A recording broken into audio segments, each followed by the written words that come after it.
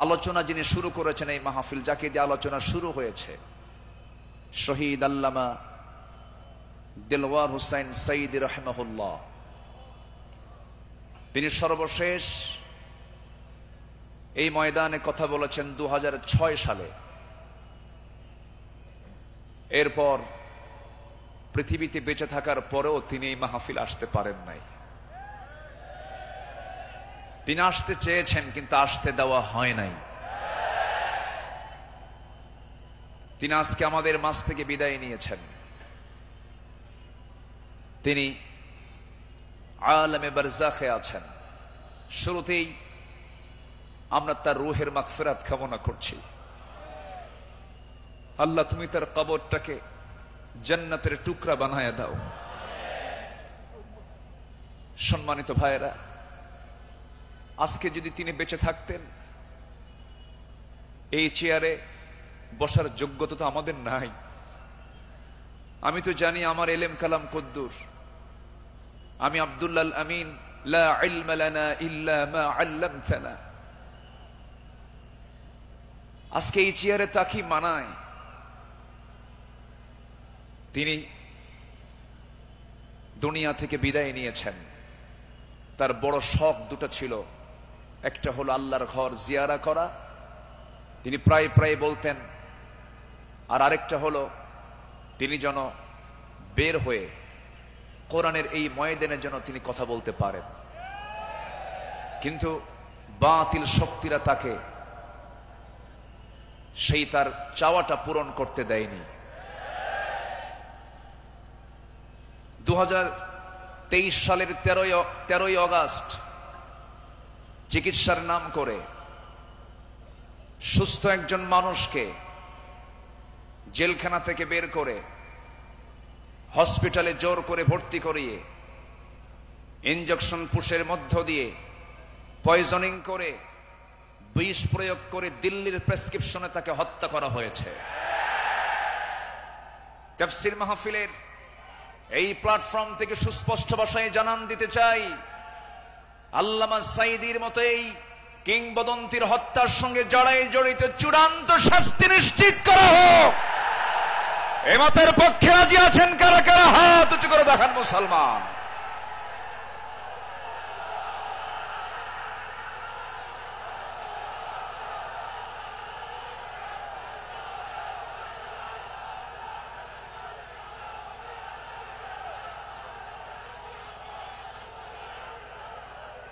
বসুন।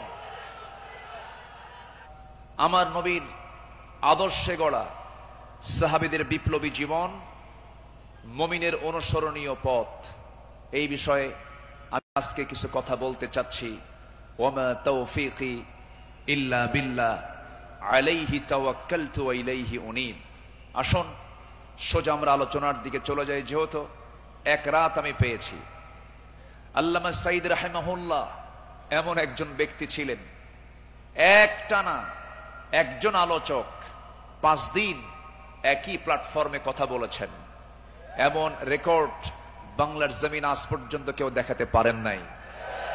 বলি আলহামদুলিল্লাহ, জোরে বলি আলহামদুলিল্লাহ। সম্মানিত হাজিরিন, আমরা যে কিতাব নিয়ে বসেছি, এই কিতাব আসমানি কিতাব। পৃথিবীর সকল কিতাব হলো দুনিয়ার, আর এই কিতাব হলো আসমানি, স্বতন্ত্র একটি কিতাব। আল্লাহ রাব্বুল আলামিন তার কালামে তার পরিচয় দিয়েই অনেক সূরার সামনে আগে এই কিতাবের সৌন্দর্য তুলে ধরেছেন, এই কিতাবের পরিচয় আগে তুলে ধরেছেন। যেমন কোরআন খোলার সঙ্গে সঙ্গেই আমরা পেয়ে যাই আমার রবের পরিচয়, আলহামদুলিল্লাহি রাব্বিল আলামিন। এরপরে আমরা যখন সেকেন্ড সূরাতে আসি, তখন পেয়ে যাই এই কিতাবের পরিচয়, যালিকাল কিতাব লা রাইবা ফীহি।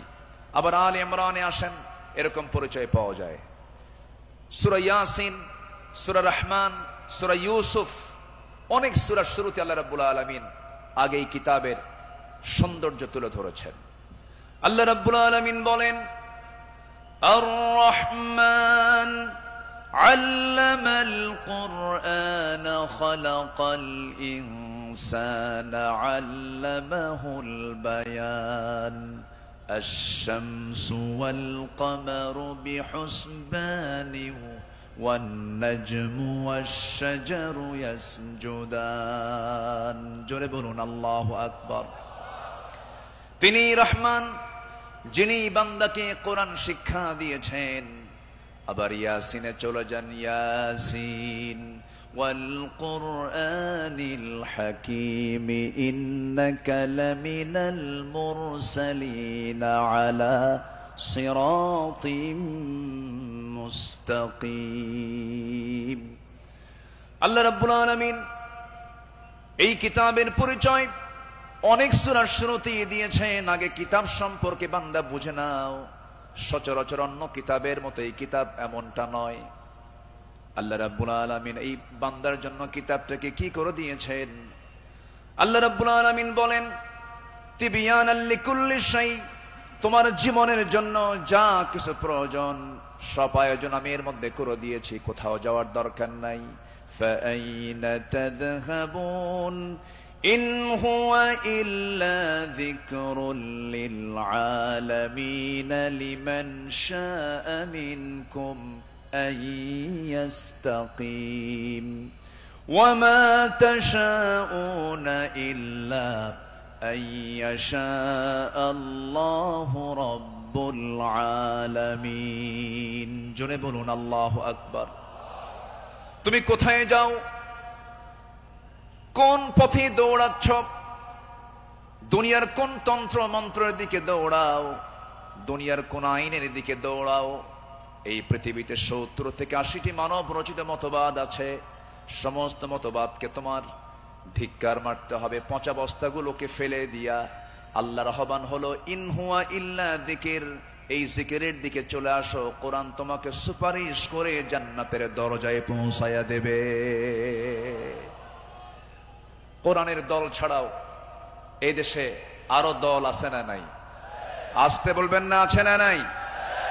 ইসলামী দল ছাড়া আরো দল এই দেশে আছে না নাই? কিন্তু আল্লাহর কাছে মনোনীত দল একটাই, ইন্নাদ-দীনা ইনদাল্লাহিল ইসলাম।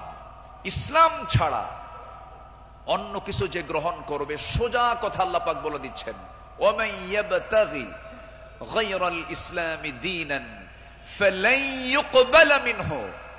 যে ব্যক্তি জীবন বিধান হিসাবে, দল হিসাবে ইসলামকে বাদ দিয়ে অন্য কোন দিনকে গ্রহণ করবে, তার কোনো কিছুই গ্রহণ করবেন না। তিনি কে?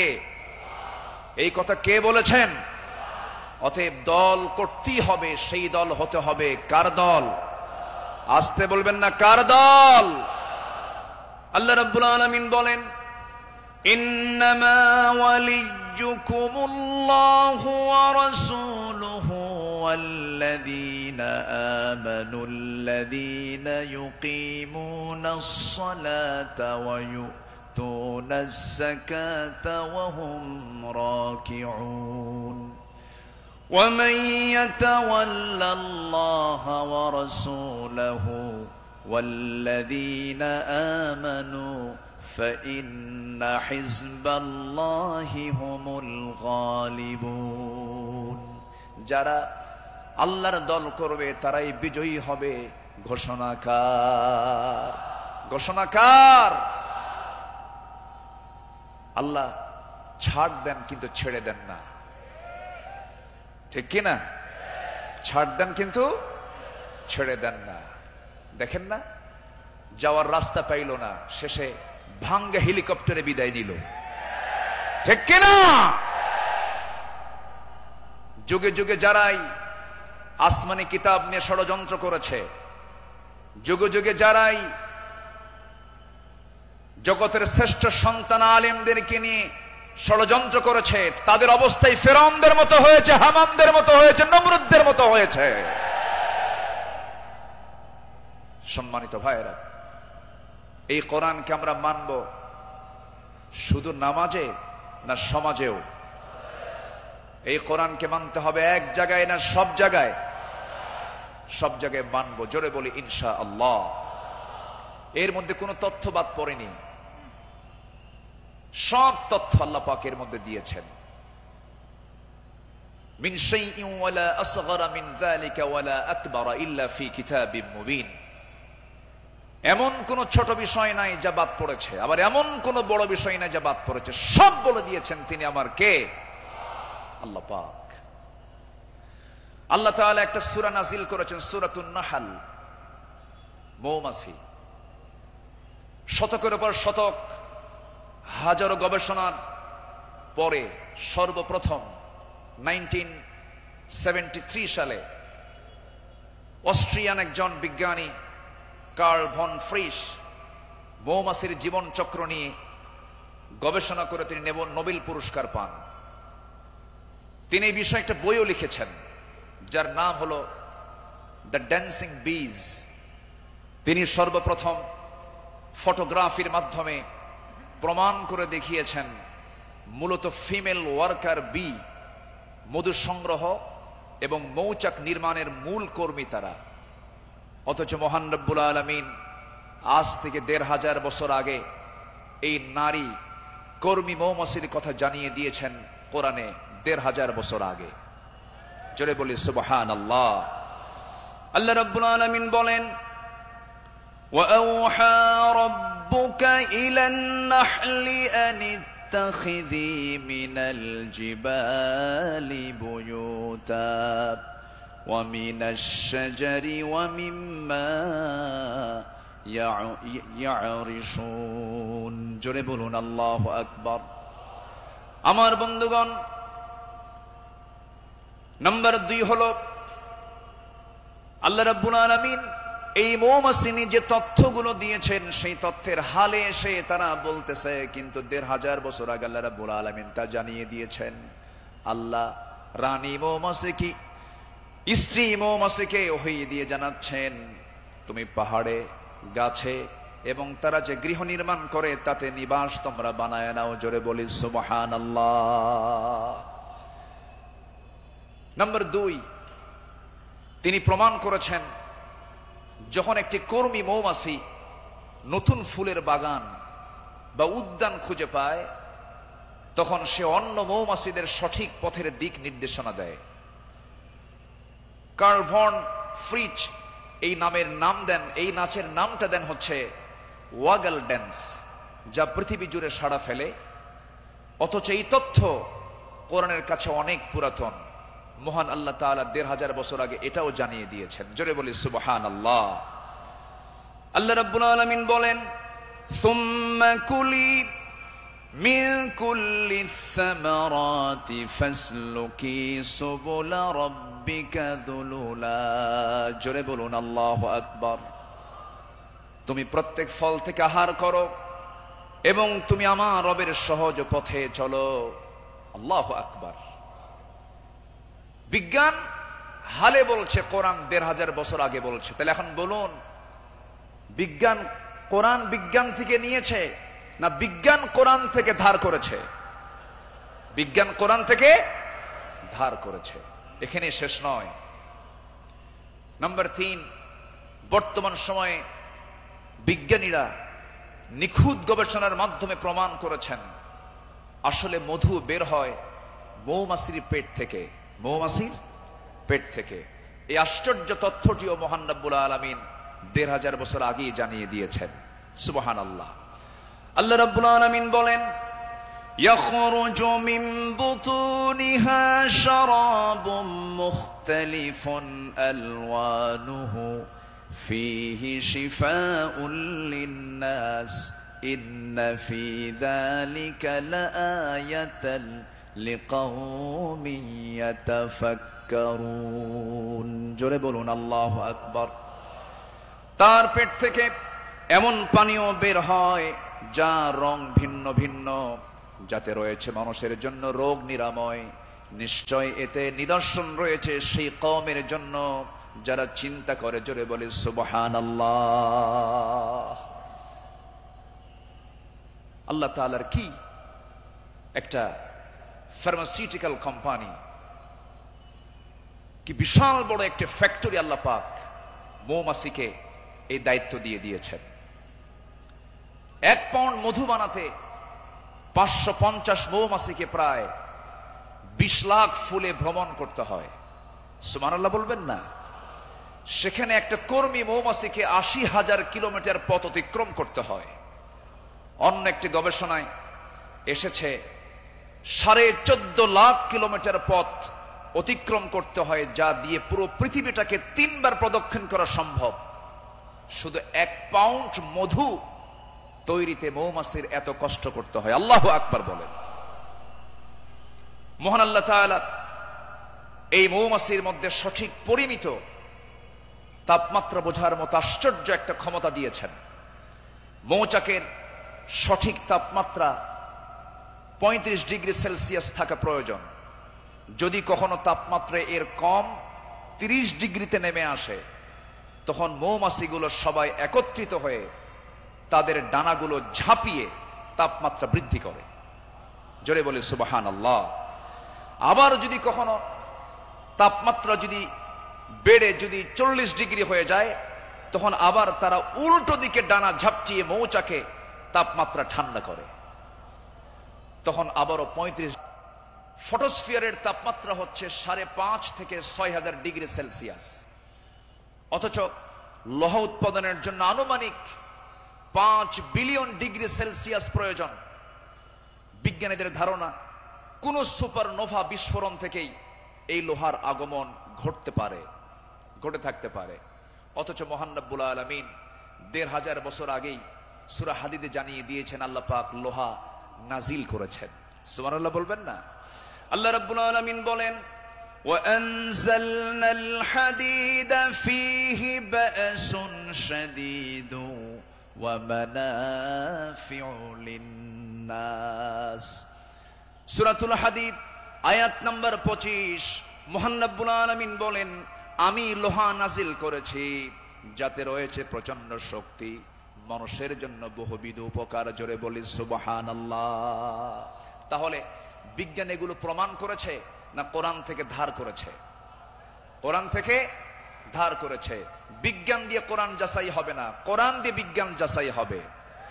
কোন আইন দিয়ে কোরআনকে ব্যর্থ করার চেষ্টা করলে সে ব্যর্থ হবে। কোরআন দিয়ে পৃথিবীর সকল আইনকে ব্যর্থ করতে হবে। যারা বলেন কোরআন আর রাজনীতি ভিন্ন বিষয়, তাদের নতুন করে ঈমান আনতে হবে। কোরআন হচ্ছে আইন এবং প্রশাসনের চলন্ত বিশ্বকোষ। এটা দিয়েই নামাজ যেমন চলতে পারে, সমাজও চলতে পারে।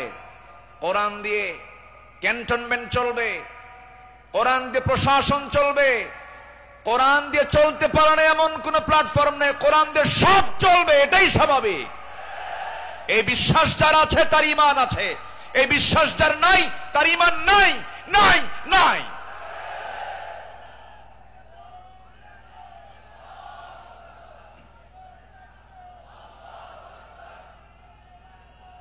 সম্মানিত ভাইয়েরা, সম্মানিত বন্ধুগণ, তাহলে সব সমস্যার সমাধান কি কোরআন করতে পারে? আসতে বলবেন না, পারে। এখন বাংলাদেশের সবচাইতে বড় সমস্যা কি জানেন? গদি সমস্যা। কি সমস্যা বলেন? গদি সমস্যার সমাধান তো মনে হয় কোরআনে নাই। একটা আয়াত আছে, আয়াতুল কুরসি। আয়াতুল কুরসি। কুরসিয়ন মানে কি? গদি। কুরসিয়ন মানে কি? গদি। গদিটা মূলত কার? আসতে বলবেন না, গদিটা মূলত কার?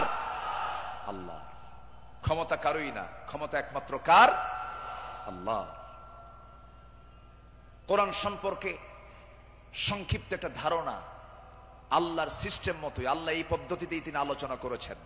কোরআনে তার কথাগুলো এইভাবে আসছে। আসুন আমরা এখন মূল ওই আয়াতটার দিকে আমরা চলে যাচ্ছি। সম্মানিত বন্ধুগণ, আমার নবীর আদর্শে গড়া সাহাবীদের বিপ্লবী জীবন, মুমিনের অনুসরণীয় পথ। আমাদের পথ তো সেই পথ যে পথে আমার রাসূল চলেছেন, যে পথে সাহাবীরা চলেছেন। এই পথ ছাড়া আমাদের দ্বিতীয় কোনো পথ আছে? আসতে বলবেন না, আছে। সেই সাহাবীদের সম্মানটা কত!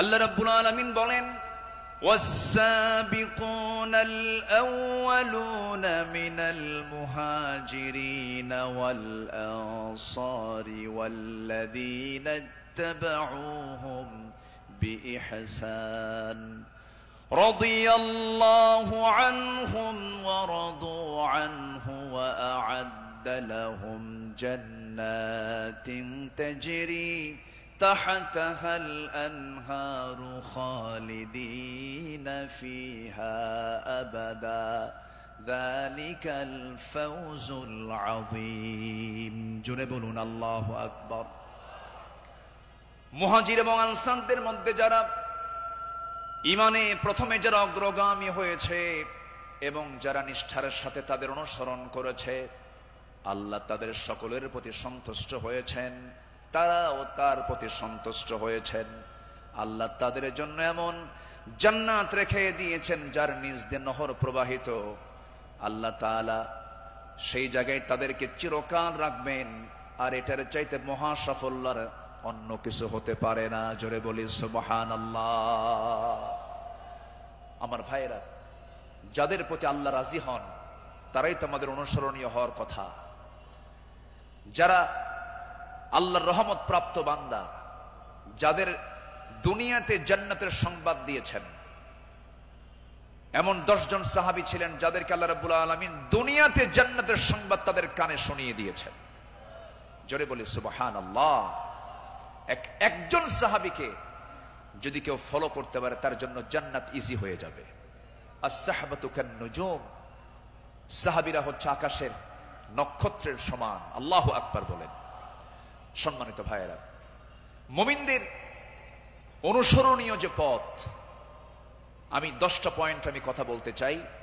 নাম্বার 1, আল্লাহ এবং রাসূলের প্রতি বিনম্র চিত্তে অটুট আনুগত্য। আল্লাহ এবং রাসূলের প্রতি বিনম্র চিত্তে অটুট আনুগত্য, এটা ছিল সাহাবীদের জীবনের সবচেয়ে বড় আমল। বলি আলহামদুলিল্লাহ। সম্মানিত ভাইয়েরা, আল্লাহ রাব্বুল আলামিন সুন্দর করে এই ব্যাপারে বলছেন। আল্লাহ রাব্বুল আলামিন বলেন, ইয়া আইয়ুহাল্লাযীনা আমানু আতিউল্লাহা ওয়া রাসূলাহু ওয়া লা তাওয়াল্লাউ আনহু ওয়া আনতুম তাসমাউন। জোরে বলুন আল্লাহু আকবার। সূরাতুল আনফাল আয়াত নাম্বার 20, মহান রব্বুল আলামিন বলেন, হে বিশ্বাসীরা, তোমরা আল্লাহ এবং তার রাসূলের তোমরা আনুগত্য করো। তার নির্দেশ শ্রবণ করার পরেও তার আনুগত্য থেকে তোমরা কখনো মুখ ফিরিয়ে নেবে না। আল্লাহ রাব্বুল আলামিন সুন্দর করে হুকুম আকারে দিয়েছেন।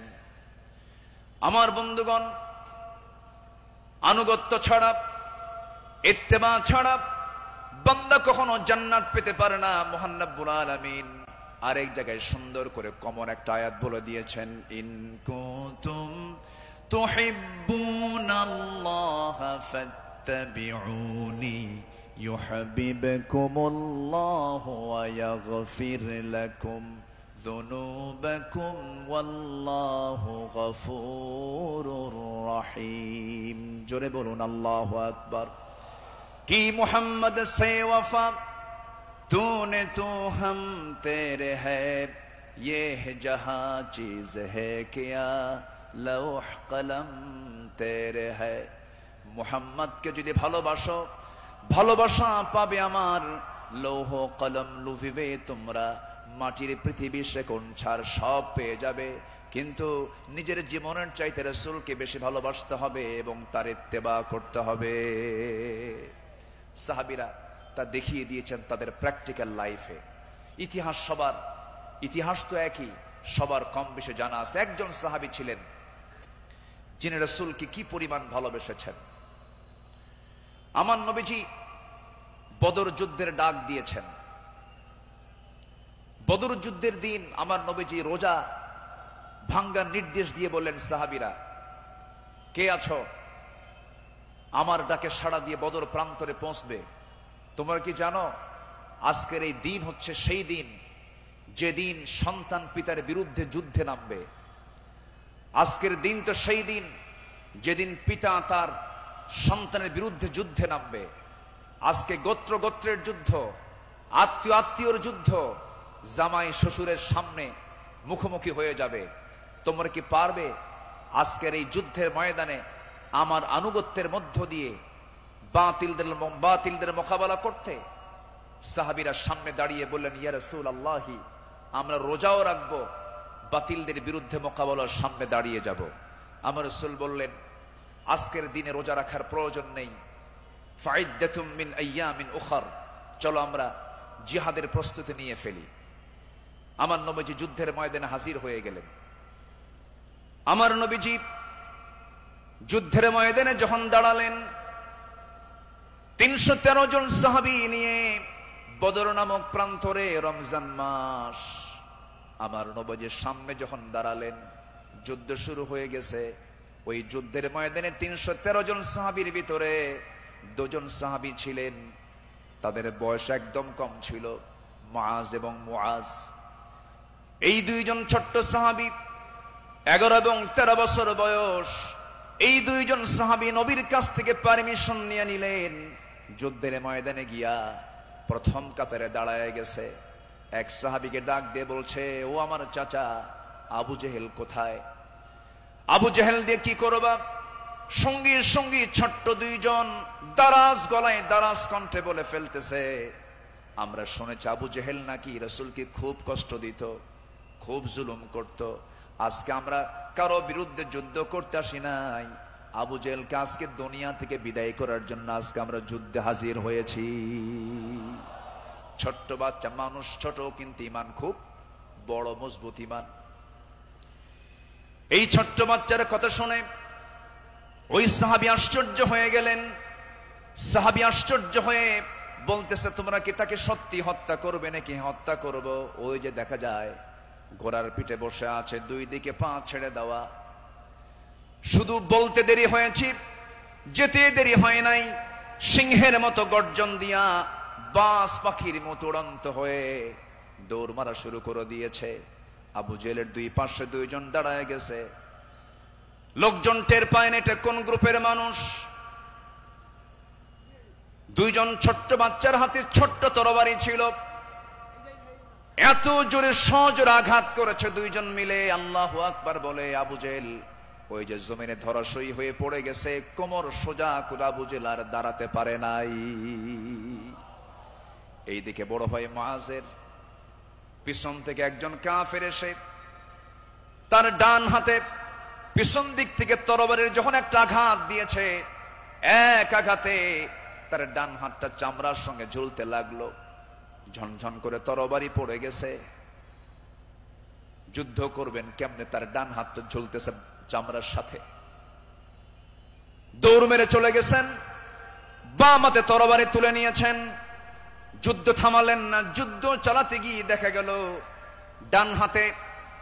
ডান হাতটা চামড়ার সঙ্গে ঝুলে আছে, ঝুলন্ত হাতটা এসে বাম হাতে বারবার ধাক্কা খাচ্ছে, ডিস্টার্ব হচ্ছে মনে করে ঝুলন্ত ডান হাতটা বাম্পার নিচে রেখে এত জোরে টান মারলেন, এক টানে হাতটা ছিটকে পড়ে গেল। বাম হাতে যুদ্ধ চালাতে লাগলেন। বাম হাত পিছন দিক থেকে আঘাত করে তার কেটে ফেলে দিল। ঝনঝন করে তরবারি পড়ে গেছে, আর যুদ্ধ করতে পারছেন না। যুদ্ধ করবেন কেমনে? 2 হাতিতে চলে গেছে।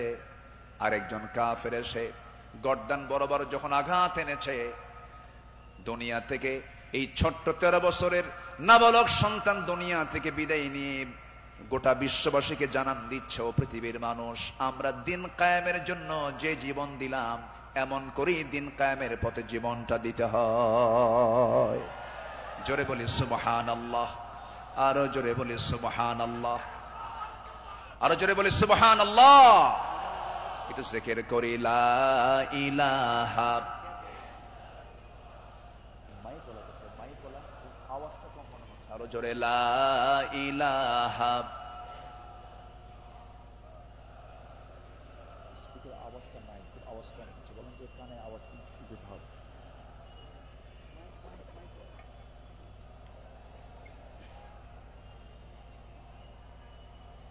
আওয়াজটা বাড়াও, আওয়াজটা দাও, আওয়াজ কমে গেছে। আরো জোরে লা ইলাহা,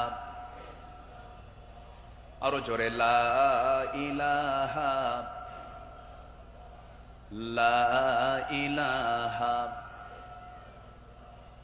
লা ইলাহা ইল্লাল্লাহু মুহাম্মাদুর রাসূলুল্লাহ সাল্লাল্লাহু আলাইহি ওয়াসাল্লাম। আমার বন্ধুগণ, আমার নবীজি আল্লাহর পথে যত হাজারো বিপদ এসেছে, বিনম্র চিত্তে অটুট আনুগত্য আমার নবীজি আল্লাহর করেছেন।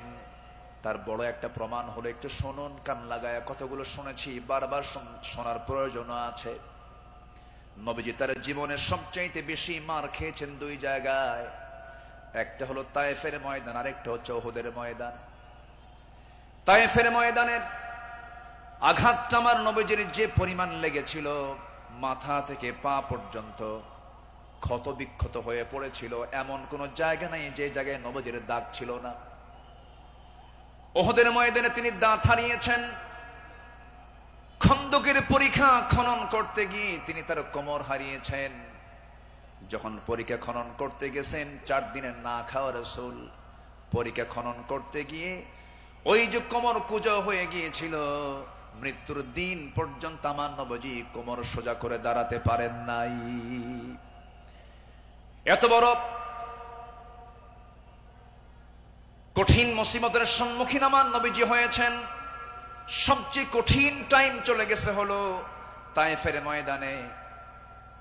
বুক ভরা আশা নিয়ে কালেমার দাওয়াত দিতে গেছেন, কিন্তু সেই জায়গায় গিয়ে আমার নবীজি ফুল পেয়েছেন না পাথর পেয়েছেন?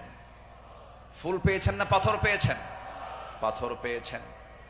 কিন্তু আমার নবীজি রক্তাক্ত অবস্থায় পড়ে থাকলেন।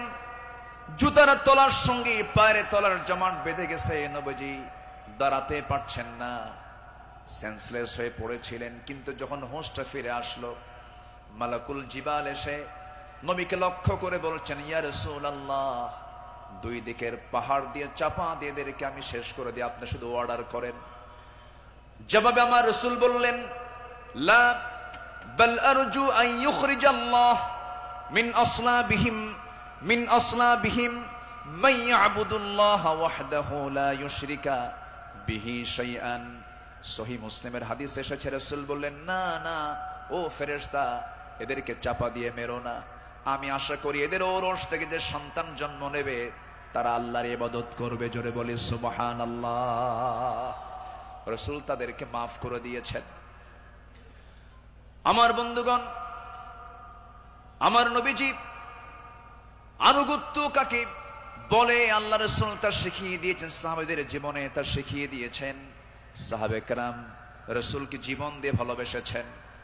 মিকদাদ রাদিয়াল্লাহু তাআলা আনহু রাসূলকে সামনে দাঁড় করিয়ে বলছেন, ইয়া রাসূলুল্লাহি ওয়াল্লাহি ইয়া রাসূলুল্লাহ লা নাকুলু কামা ক্বালাত বানু ইসরাঈল লিমূসা ফাযহাব আনতা ওয়া রাব্বুকা ফাকাতিলা ইন্না হাহুনা কাঈদুন ওয়ালাকিন্নানা নুকাতিলু আন ইয়ামিনিক ওয়া আন ইয়াসারিক ওয়া মিন বাইনি ইয়াদাইক ওয়া মিন খালফিক। জোরে বলি আল্লাহু আকবার।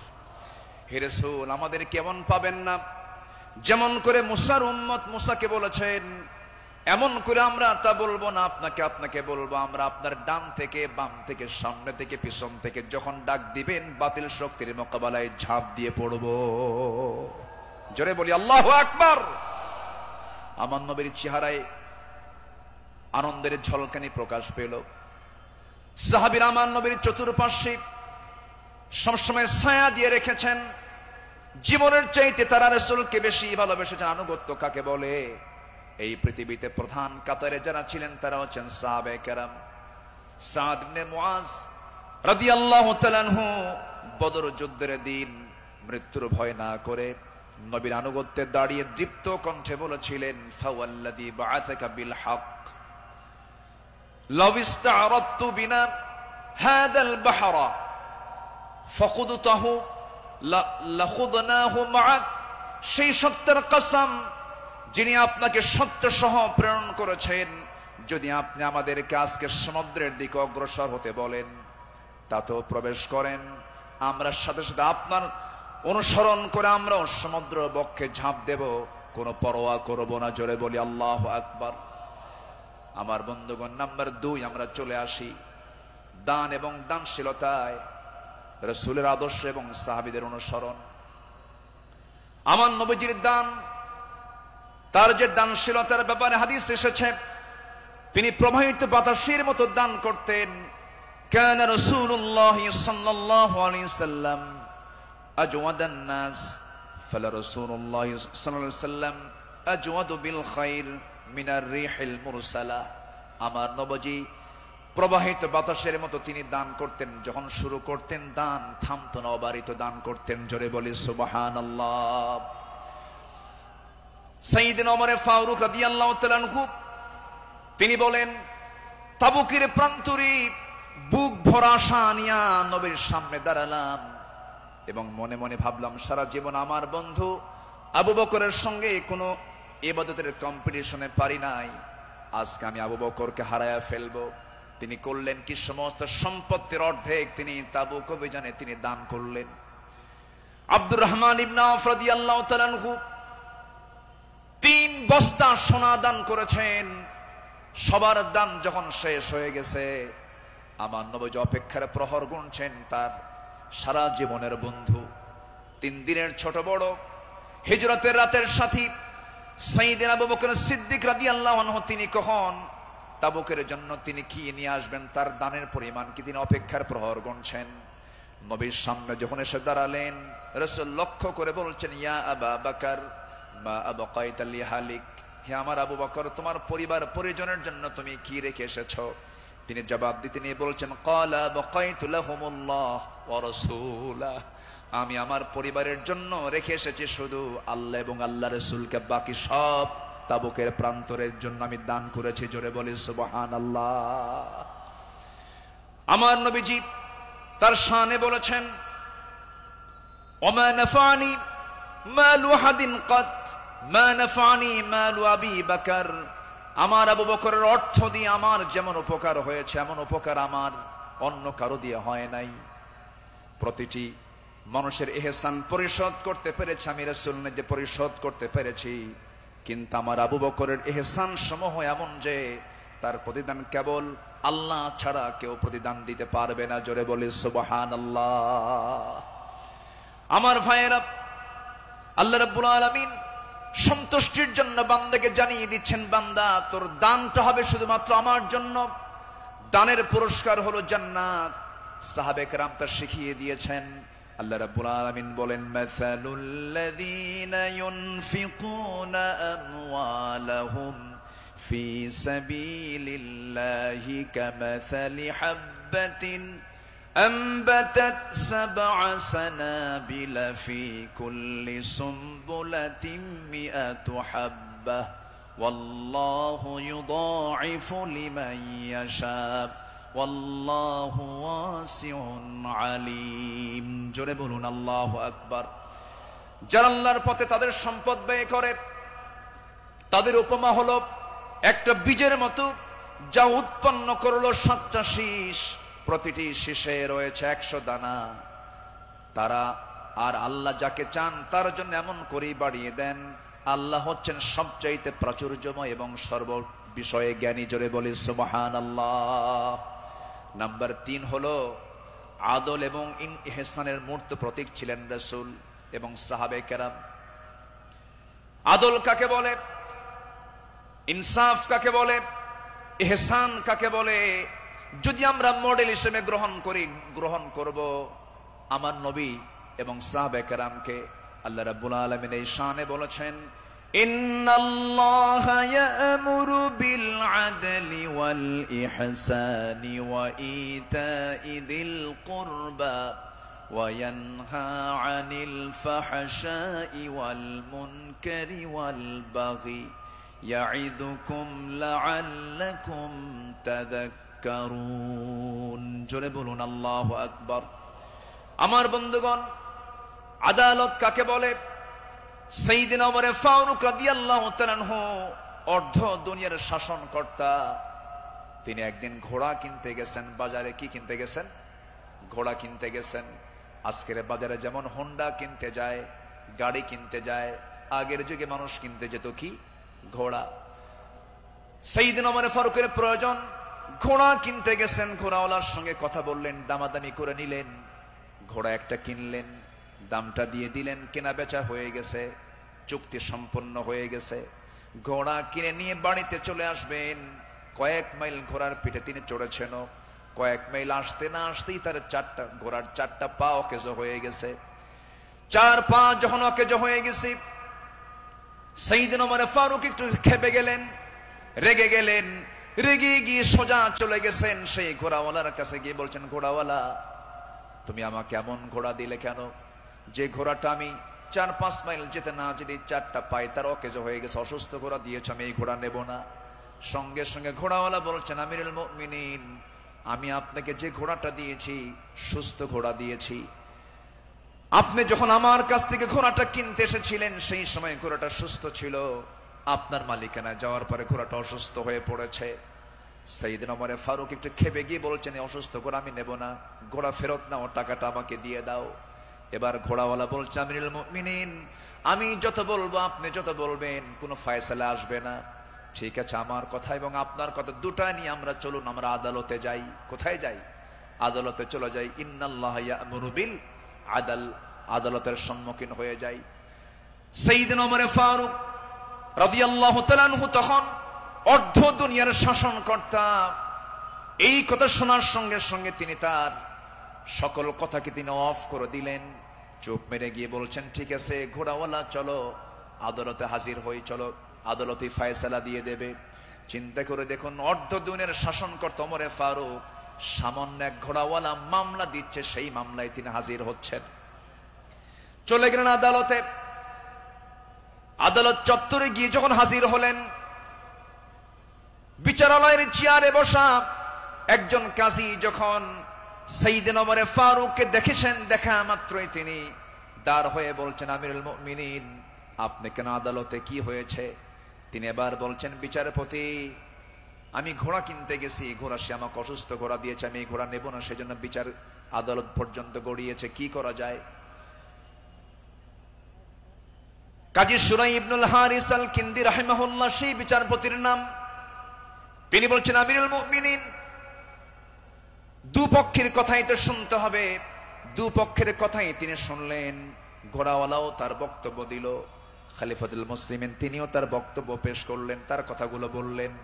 দুজনের কথা শোনার পরে কাজী সুরাই ইবনুল হারিস আল কিন্দি রাহিমাহুল্লাহ এবার বলছেন, আমিরুল মুমিনিন, অবশ্যই আপনি সম্মানিত, আপনি খলিফাতুল মুসলিমিন, কিন্তু আদালতটাকে কায়েম করার জন্য আমি আজকে আপনার কাছে দুঃখ প্রকাশ করছি, আজকে এই আদালতের রায়টা আপনার পক্ষে যাবে না, এই রায়টা সম্পূর্ণ ঘোড়াওয়ালার পক্ষে চলে যাবে। আমি আপনাকে বুঝাইয়া দিচ্ছি। এবার তিনি বলছেন, আমিরুল মুমিনিন, আপনি আমার সামনে যে কথা বলছেন, আপনি এই জায়গা থেকে সুস্থ অবস্থায় বাড়ি পর্যন্ত ফিরবেন তার কোনো গ্যারান্টি আছে নাকি? না, গ্যারান্টি নাই। তাই যদি হয় যে ঘোড়াটা আপনি কিনে নিয়েছেন সেই ঘোড়াটা সুস্থ অবস্থায় কিনেছেন, আপনার মালিকানায় যাওয়ার পরে ঘোড়াটা অসুস্থ হতেই পারে, অসুস্থ হয়ে গেছে, কিন্তু সেই ঘোড়াটা ফেরত দিয়া আপনি টাকা ফেরত নিবেন, এমনটা তো ইসলাম এলাও করে না। সাইয়েদনা ওমর ফারুক রাদিয়াল্লাহু তাআলা আনহু একটা কথাও বললেন না। আদালত চত্বর থেকে তিনি বের হয়ে গেলেন। পরের দিন তিনি মাজলিসে শুরার বৈঠকে বসলেন, সবাইকে জানান দিলেন যে আমার সমস্ত উপস্থিত সমস্ত পরামর্শ সভার সদস্যবৃন্দ, গতকালকে আমি একজন বিচারপতি পেয়েছি, এত বড় আদিল মানুষ আমি দেখি নাই, এত বড় আদিল, ইমামুন আদিল, এত সুন্দর রায় সে দিয়েছে, তার এত বড় সাহস, সে ব্যক্তির দিকে তাকায় নাই, সে আইনের দিকে তাকাইছে, আদালতের দিকে তাকাইছে। আমি ওমর আমার বিরুদ্ধে সে রায় দিয়েছে, এই লোকটাকে সাধারণ বিচারপতি না বানায় তাকে কেন্দ্রীয় বিচারপতি বানায় দিলাম। আল্লাহু আকবার বলেন। সম্মানিত ভাইয়েরা, সম্মানিত বন্ধুগণ, বিগত 16 বছর যে বিচারগুলো হয়েছে, প্রহসনের বিচার হয়েছে, অনেক মার কোল তারা শূন্য করেছে, অনেক আল্লাহর গোলামের উপরে তারা জুলুম করেছে। 2018 সালে হঠাৎ করে আমার বাড়ি চতুর্দিক থেকে কয়েকশো পুলিশ আমার বাড়ি ঘেরাও করে আমাকে ধরতে গেছে। বিশাল বড় সন্ত্রাসী তো, ধরতে গেছে। তো বললাম, ভাই কি সমস্যা কি, চলেন থানায় যেতে হবে। থানায় নিয়ে গেল, ওসির সামনে বসে আছি, দেখি ওসির চোখের ভিতরে পানি টলমল করছে, অশ্রুপূর্ণ চোখ। তো বললাম, আপনি কান্দেন কেন? হুজুর আমি আপনার খুব ভক্ত। তো ভক্ত তো ধরছেন কেন? বলে যে কি করব হুজুর, চাকরি বাঁচান তো ফরজ, সন্তানাদি আছে, কি করব, উপর থেকে খুব চাপ। হুজুর আপনি আমাকে মাফ করে দিয়েন। কি করবেন? চাকরি বাঁচান তো ফরজ। আমি বললাম, চাকরি বাঁচান ফরজ, ইমান বাঁচান নফল। মামলা একখান দিয়া চালান দিয়ে দিল, কোর্টে না মঞ্জুর করলো, কোনো মঞ্জুর হবে না। সেখান থেকে নিয়ে চলে গেল জেলখানায়। জেলখানায় ঢুকলাম, ঢুকেই দেখি ৮০-৮৫ বছরের এক বুড়া মানুষ আমারে দেখে লম্বা একখান সালাম দিয়ে বলে, হুজুর আপনি জেলখানায় ঢুকলেন, খুব খুশি হলাম। তো বললাম, ঢুকলাম জেলখানায়, খুশি হলেন আপনি, ব্যাপারটা কি? বলে, হুজুর দূর থেকে ওয়াজ শুনি, দূর থেকে আলোচনা শুনি, কাছে যেতে পারি না, মুসাফা করতে পারি না, একটু মনের কথাগুলো বলবো তাও পারি না। কত সুন্দর আপনি আমার কাছে ধরা দিলেন, দোয়া করে জেলখানায় থাকেন। তো আমি এখন উল্টা মুরব্বীকে বললাম, চাচা আপনি জেলখানায় কেন এই বুড়া বয়সে, নাতিপুতি থুইয়া? তো বলতেছে, বাবা কি বলবো, বোমা হামলা, বোমা হামলা। কে মানে? আমার নামে বোমার মামলা দিয়েছে, আমি নাকি বোমা মেরেছি। বাবা বলো তো, এই ৮০ বছরের বুড়ার হাতে যদি বোমা তুলে দেওয়া হয়, সেই বোমা লক্ষ্যে যাবে না নিজের মাথায় পড়বে? এই আচরণ করেছে তারা ১৬ বছর। ফেরাউন বেঁচে ছিল, ফেরাউন পৃথিবীতে বেঁচে ছিল ১৬০০ বছর, এরা ছিল ১৬ বছর। সংখ্যার যে মিল হলো কেমনে বুঝলাম না। ফেরাউনের যে চরিত্র, এদের সেই একই চরিত্র তারা প্রকাশ করেছিল ১৬ বছর। দাড়ি দেখলেই, টুপি দেখলেই তাদেরকে জঙ্গিবাদীর তকমা লাগায় মামলা দিত। রাস্তার ফকির পর্যন্ত মামলার শিকার হয়েছে। আল্লাহ পাক একটা পরিবেশ আমাদেরকে উপহার দিয়েছেন, দিন কায়েমের কাজে আমরা এই পরিবেশকে কাজে লাগাবো। জোরে বলি ইনশাআল্লাহ, আরো জোরে বলি ইনশাআল্লাহ। আল্লামা সাঈদী তিনি দুনিয়া থেকে বিদায় নিয়েছেন, তার একটাই স্বপ্ন ছিল, এই বাংলার জমিন শাসন হবে কোন দিন? কোরআন দিয়া। এটাই তার স্বপ্ন ছিল। সেই স্বপ্ন পূরণ করার জন্য আল্লামা সাঈদীকে জীবন দিয়ে ভালোবাসেন আপনারা, আমি বিশ্বাস করি। কারণ ১০০ বছরের ইতিহাসে এমন রেকর্ড নাই। আল্লামা সাঈদীর শুধু ফাঁসির রায় দিয়েছিল, সেই রায়কে কেন্দ্র করে একই দিনে শতাধিক মুসলমান শাহাদাত বরণ করেছিল। সম্মানিত ভাইয়েরা, তার যে স্বপ্ন, এই দেশ আল্লাহর জমিন, আল্লাহর জমিন, আল্লাহর দিন কায়েম হোক, সেই জমিনে দিন কায়েম হওয়ার জন্য যদি বুকের তাজা প্রাণ ঢেলে দিতে হয়, বুকের তাজা রক্ত ঢেলে দিতে হয়, জানমাল দিতে হয়, সবাইকে রাজি আছেন? রাজি আছেন কারা কারা? হাত উঁচু করে দেখান মুসলমান।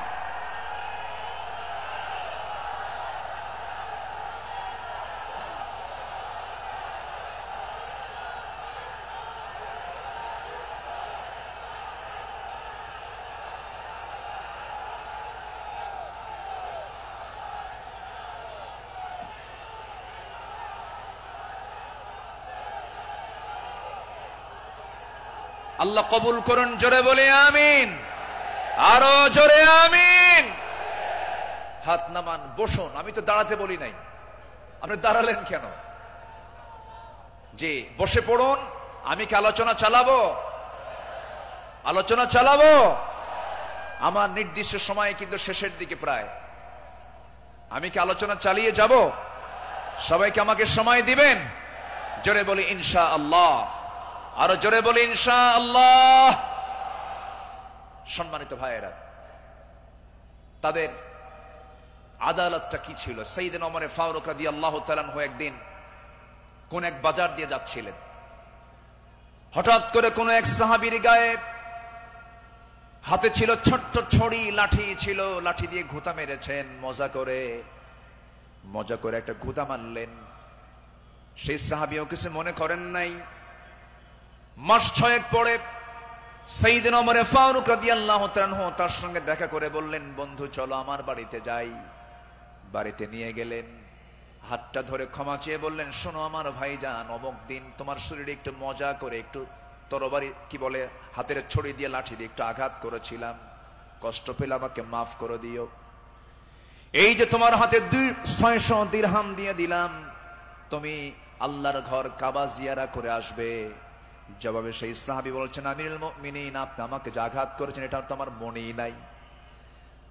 সাইয়েদনা ওমর ফারুক বললেন, ও আমার ভাই, আমি যে তোমাকে মৃদু আঘাত করেছি, এটা যদি তুমি কিয়ামতের দিন আমার বিরুদ্ধে যদি আল্লাহর কাছে যদি আদালতে মামলা দিয়ে দাও, আমি জামিন পাবো না। এই জন্য আজকে দুনিয়াতেই তোমার কাছ থেকে আমি মাফ চেয়ে নিলাম। জোরে কোন সুবহানাল্লাহ।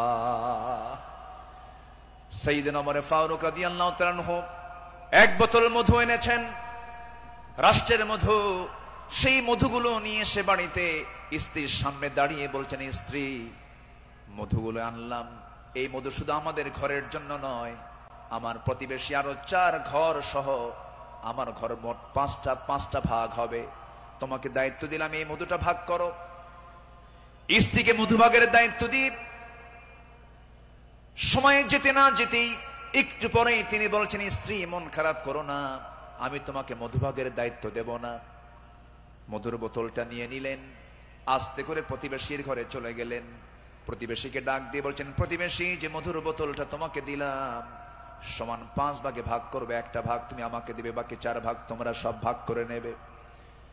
তিনি তার অংশের মধুটা নিয়ে আসলেন, নিয়ে সেই স্ত্রীর সামনে দাঁড়িয়ে বলছেন, আমার স্ত্রী, আল্লাহর কসম করে বলি, আমি তোমাকে সন্দেহ করিনি, আমি তোমাকে ভালোবাসি। আমি রাষ্ট্র চালাই, তুমি আমার পরিবার চালাও, সন্তানাদির দিকে খেয়াল করো, আমার বড় উপকার তুমি করো।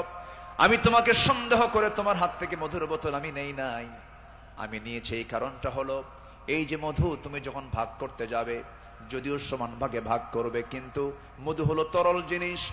এই তরল মধু ভাগ করতে নিয়ে তোমার হাতে যতটুকু মধু লেগে যাবে, 1 ফোঁটা হোক, 2 ফোঁটা হোক, 3 ফোঁটা হোক, এতটুকু মধু আমাদের ভাগে বেশি আসুক এটা চাই নাই, মনে করে মধু ভাগের দায়িত্ব আমি অন্যের কাঁধে চাপায়ে দিয়েছি।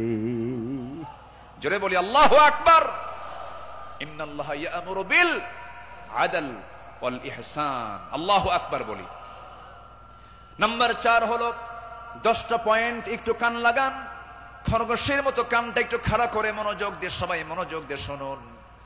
নাম্বার 4 হলো শ্রেষ্ঠত্বের কাতারে থেকেও নিরহংকার হয়ে অসহায় সাধারণের সাথে মিশে যাওয়া সাহাবে কেরামদের বৈশিষ্ট্য ছিল, আমার নবীর বৈশিষ্ট্য ছিল। আল্লাহ রাব্বুল আলামিন অর্ডার করেছেন, وَأَخْفِضْ جَنَاحَكَ لِمَنِ اتَّبَعَكَ مِنَ الْمُؤْمِنِينَ। সূরা শুআরা 215 নম্বর আয়াত। মুমিনদের মধ্যে যারা তোমার অনুসরণ করে তাদের প্রতি তোমার বাহুকে অবনত করো, তাদের জন্য তুমি সুন্দর করে তাদের পাশে দাঁড়িয়ে যাও, দিলটা নরম করে তাদের সঙ্গে কথা বলো। জোরে বলি সুবহানাল্লাহ। আমার বন্ধুগণ, এই ব্যাপারে আমার নবী সবার আগে তিনি এগিয়ে এসেছেন। ঈদের দিন আমার নবীজি দেখেন জীর্ণ শীর্ণ পোশাকের ছোট্ট একটা বাচ্চা কাঁদতেছে আর হাঁটতেছে। আমার নবীজি জড়িয়ে ধরলেন, কোলের মধ্যে তুলে বলছেন, কাঁদো কেন সন্তান, কি হয়েছে বলো? বাপ নাই মা নাই, দুইজনে দুনিয়া থেকে বিদায় নিয়েছেন। আমার নবীজি ধুলাই মলিন সন্তানটাকে, শিশুটাকে কোলের মধ্যে তুলে নিয়ে সোজা ঘরের মধ্যে ঢুকলেন। ঢুকে বলছেন, আয়েশা, বাচ্চা নিয়ে আসছি, সন্তান নিয়ে আসছি। ও কলিজার টুকরা সন্তান, এই যে মহিলাকে দেখতে পেতেছ আজকে থেকে এটাই তোমার মা, আর আমি তোমার সামনে দাঁড়িয়ে আছি, আমি হলাম তোমার বাবা। আমার নবী ইতিমদের পাশে এমন করে সারা জীবন দাঁড়িয়েছেন, কারণ আল্লাহ রাব্বুল আলামিন তাকে অর্ডার করেছেন, আলাম ইয়াজিদকা ইয়াতীমান ফাআওয়া ووجدك ضالا فهدى ووجدك عائلا فأغنى فأما اليتيم فلا تقهر وأما السائل فلا تنهر ওয়া আম্মা বিনি'মাতি রাব্বিকা ফাহাদ্দিস। আমার বন্ধুগণ, সাইয়েদনা আবু বকর সিদ্দিক রাদিয়াল্লাহু আনহুর খেলাফত আমল চলছিল। সাইয়েদনা আবু বকর রাদিয়াল্লাহু তাআলা আনহু সেই সময় যখন তিনি খেলাফত পেলেন, নতুন যখন তিনি দায়িত্ব পেলেন, খেলাফত গ্রহণ যখন তিনি করলেন, নতুন খলিফা হয়েছেন, এই খেলাফতের সংবাদ পেয়ে অনেকে আনন্দ প্রকাশ করছে। সুন্দর একজন খলিফা আমরা পেয়েছি। কিন্তু ওই মদিনার ছোট্ট একটা গ্রামের একজন মহিলা অঝরে ঝাড়ায় কাঁদতেছে, কান্নায় সে ভেঙ্গে পড়ছে। সবাই বলল, মহিলা তুমি কান্দো কেন? ও নারী তুমি কান্দো কেন? ও মহিলা তুমি কান্দো কেন? কান্নার হেতুটা কি? সঙ্গে সঙ্গে মহিলা বলতেছে, কান্নার কারণ হলো এমন একজন ব্যক্তি খেলাফতের দায়িত্ব পেয়েছে, যে লোকটা আমার বাড়ির প্রত্যেকদিন ছাগলটা দহন করে যেত, ছাগলের দুধটা দহন করত। আজকে সে খেলাফতের দায়িত্ব পেল, কিন্তু আমার এই ছাগলের দুধটা দহন করার মতো লোক আর আমি পাবো না, এই জন্য আমি কান্দি। ওই মহিলার কান্না যখন সাইয়েদনা আবু বকরের কানে যখন সংবাদটা চলে গেছে, ওই মহিলার সামনে দাঁড়িয়ে বলছেন, মহিলা কেঁদো না, আমি খলিফার দায়িত্ব পেয়েছি, খেলাফতের দায়িত্ব পেয়েছি বলে তোমার দায়িত্ব আমি পালন করব না, ভুল কথা। আমার দায়িত্ব এটাও রয়ে যাবে, আমার খেলাফতের দায়িত্ব রয়ে যাবে। জোরে বলেন সুবহানাল্লাহ। ইবনে আসাকার বলেন, সিরাত গ্রন্থে এসেছে, সাইয়েদনা আবু বকর সিদ্দিক রাদিয়াল্লাহু তাআলা আনহু একটা গ্রাম ছিল, একটা পল্লী ছিল, ছোট্ট একটা মহল্লা ছিল। ওই মহল্লার প্রত্যেক ঘরে ঘরে গিয়ে সাইয়েদনা আবু বকর প্রত্যেক ঘরের ছাগলগুলোর দুধ তিনি দহন করে দিয়ে আসতেন। জোরে বলেন সুবহানাল্লাহ। আরো জোরে বলে সুবহানাল্লাহ। শ্রেষ্ঠত্বের কাতারে থেকেও নিরহংকারী হয়ে তারা জনগণের খাদেম ছিলেন, জনগণের খেদমত তারা করেছেন। রাতের বেলা একদিন তিনি খালি পায়ে হাঁটতেছেন। কি পায়ে বলেন? খালি পায়ে হাঁটতেছেন। সাইয়েদনা ওমর ফারুক দেখে বলছেন, আমিরুল মুমিনিন, আপনি খালি পায়ে হাঁটেন কেন? পাথরের আঘাতে আপনার চামড়া ফেটে তো রক্ত বের হয়ে যাবে, আপনি আহত হয়ে পড়বেন, রক্তাক্ত হয়ে যাবেন। তিনি বলছেন, ভাই ওমর, এই রাতের গভীর রাত্রিতে, গভীর নিশীথে আমি যদি জুতা পায়ে হাঁটতে যাই, পাথরের সাথে জুতার একটা আঘাত লাগবে, একটা শব্দ সৃষ্টি হয়ে যাবে। এই শব্দে যদি আমার নাগরিকের যদি ঘুমের ব্যাঘাত হয়, কিয়ামতের দিন আমাকে তার জন্য আসামির কাঠ গড়ায় দাঁড়াতে হবে। জোরে বলি আল্লাহু আকবার। ঢাকা থেকে নেতা আসিতেছেন চট্টগ্রাম, ঢাকা চট্টগ্রামের রোড 4 ঘন্টা বন্ধ। এমন নেতৃত্ব আমরা চাই না।